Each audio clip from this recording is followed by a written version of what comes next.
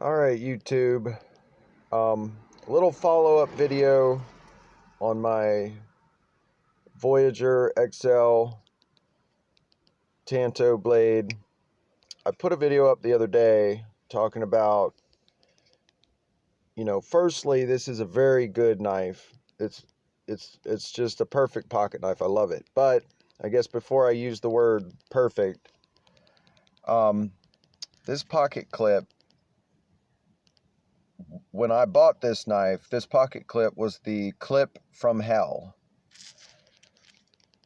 Because of this extremely textured grip and the tightness of the pocket clip, I couldn't get it clipped onto my pocket or removed from my pocket without this material literally just shredding the fabric. So I stole an idea from a YouTuber. I saw a video where he had an older Espada G10 with the very aggressive texturing, and he didn't like it. So he took JB Weld and filled it in and let it set up. And I believe in the video he used the OD green and then sanded it down smooth, and it ended up looking really pretty cool. So I kind of borrowed that idea to make this area behind the pocket clip slick or smooth, so that the sidewall of my pocket, the fabric can slide up in here and be held in place. It can be put in the pocket much easier now. I mean, it fixed it. Now you can see I kind of etched my initials in there, BS. So yeah, have fun with that. Can't help that. But now that this surface, I mean, I know that it's not very appealing to the eyes. It made it a much more functional pocket clip, because I wore this one day where I decided I'm going to use the pocket clip even if it kills me.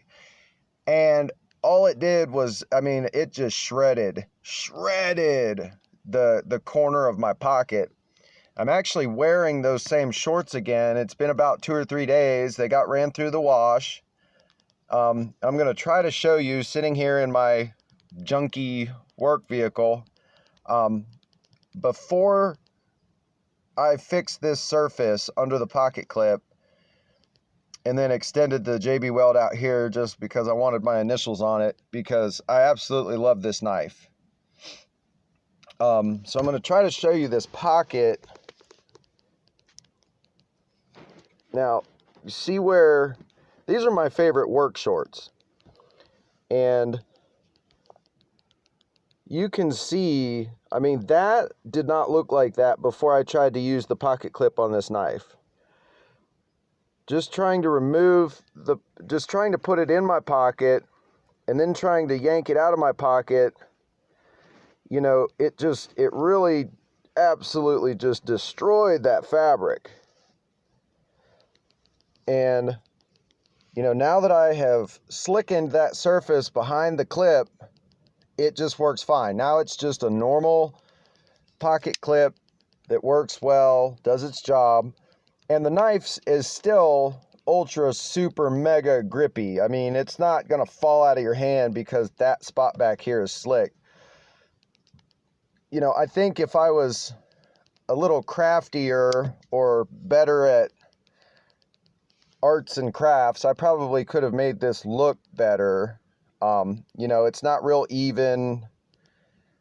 I sanded it down to where the checkering has started to show through the JB Weld and stuff. I mean, sure, it's not pretty, but it's my knife and I'm happy with it. So it's now a fully functional cold steel Voyager. And by fully functional, I just mean that now I can slide it in my pocket. That clip just slides over the corner of the pocket like it should. When I need my knife, I just slide it out, and I am not like yanking and jerking and tugging on this sucker. And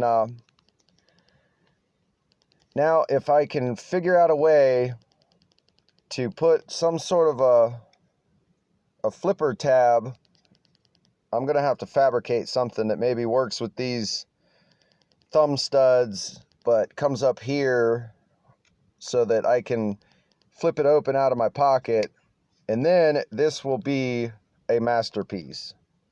It's already just, I mean, a super strong, good, awesome, heavy-duty, hard-working knife that I think anyone would be happy with and could trust. You know, like I said in my last video, I just love Tanto blades.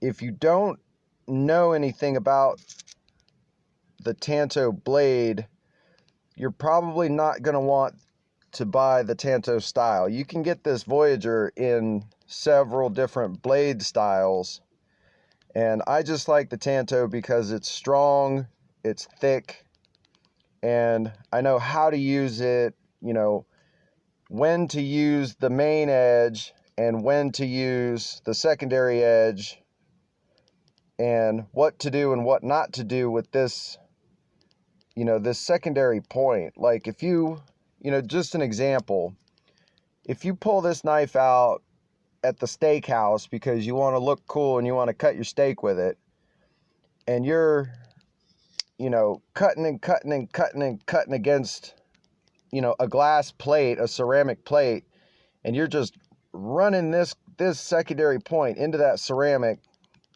you know, it's going to dim it. It's going to dull it. You know, there's times that, you know, you have to kind of know how to use certain blade shapes appropriately. You know, the owner of Cold Steel, Lynn Thompson, you know, the guy is a master with the blade. He's been practicing, what is it, Filipino martial arts his whole life, and that's a bladed martial art. So whether you hand him this Tanto or a clip point or a crisp blade or any of the other shapes, you know, that guy's going to know how to appropriately use this blade. Not everybody will. You know, myself, I'm ex-Marine Corps, so, you know, I've got the fight training and the weapons training and all that fun stuff. And I met my first Tanto blade when I was probably 11 or 12 years old, and I thought, man, that looks cool, I want it. So I began to research, why is there a blade shaped like this? And then began to learn that, holy cow, like there's a lot of really cool things, useful things about a Tanto. This is the strongest piercing tip shape that a knife can have, period. If you need to go through a car door to get to somebody, this is the tip that is going to fare the best against a target like that. You know, clip points they tend to be ground thinner because, you know, their job is different. This is a stabby blade. That's what this was invented for. It's a piercing shape. You can pierce and pierce and pierce and pierce. And this shape, because of that guillotine shape, you know, the tip starts the cut and then the guillotine comes through and just shink. So that, you know, it's strong. Now, I don't use this knife against people. This is a work knife, a construction worker's, you know, pocket knife. And very pleased with the knife. You know, most all of the videos that I have seen on YouTube about the Cold Steel Voyager are 5, 6, 7, 9 years old. And, you know, I bought this knife, I don't know, a week and a half, 2 weeks ago. And, you know, it's November 2020, so there's a lot of videos on the internet about the Voyager that are 10 years old or 7 years old, and I just figured I'd throw this out there to say that this is still currently the best pocket knife you can buy for anywhere even close to this cost. This was $55 on Amazon, and packaged and shipped to my front door, I paid $60 for a 5.5-inch Tanto blade, AUS 10A steel. And I just love it. It's a good knife. That was my only real problem, was that this pocket clip, it really was the pocket clip from hell. This little at-home fix seems to have really fixed that problem. I can now use the pocket clip and not shred my clothing. So very happy with the purchase, and I hope this video, helps if anybody's, has a Voyager and they say, well, I don't even carry it because I can't use the pocket clip.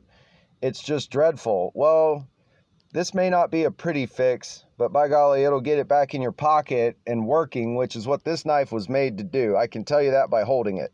This is a working, freaking knife. It's tough, strong, thick, and the handle, this shape is not going to come out of your hand. When you hold this knife, I mean, that thing was designed, it just melts into you. You're not holding a knife, you're extending your hand with a blade. And I mean that. This grip is absolutely perfect. And if you need to get further back on it, I mean, you have all the grip options, but it really is an extension of your hand once you lock in place on this thing. So I hope this video helps. If anybody's looking to buy one of these, you may want to go ahead and take care of this problem right up front. And you may have a prettier solution. This is just what worked for me. I kind of borrowed an idea from someone else and just used the JB Weld. So thanks, and time to get back to work.